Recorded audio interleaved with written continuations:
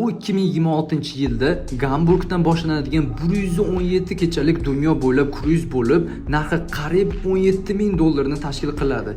Sayohat dastlab 10 kun davomida Yevropadagi yo'nalishlarni qamrab oladi.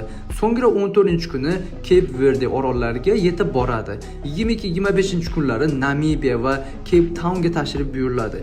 Keyingi manzil Janubiy Afrika bo'lib, Port Elizabeth va Durban shaharlarida 5 kun davomida sayohat qilinadi.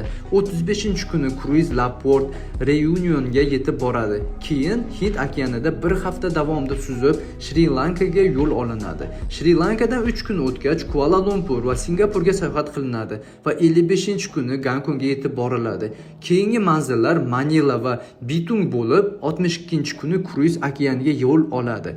Avstraliyaning yirik shaharlariga taxminan 10 kunlik sayohatdan so'ng 75-kuni Vanuatuga kelinadi. 77-kuni Fijida to'xtash rejalashtirilgan bo'lib, undan keyin 6 kun davomida Tinch okeani bo'ylab Gavayiga yo'l olinadi. Gavayida sayohat qilgach, 89-kuni Los Anjelesga yetib boriladi. Keyin kruiz taxminan 5 kun davomida Gvatemalaga yo'l oladi. Undan keyin 2 kun ichida Panama kanalidan o'tib, 100-kuni Willemstadga keladi. Aruba va Mayamida 10 kun sayohat qilingach, 111-kuni Portugaliyaning Azor orollariga kelinadi. Sayohatning so'nggi bekati Southamptonga bo'lib, u yerdan Gamburgga qaytib, ushbu uzoq safar yakunlanadi. Siz bu sayohat narxi qanday baholaysiz?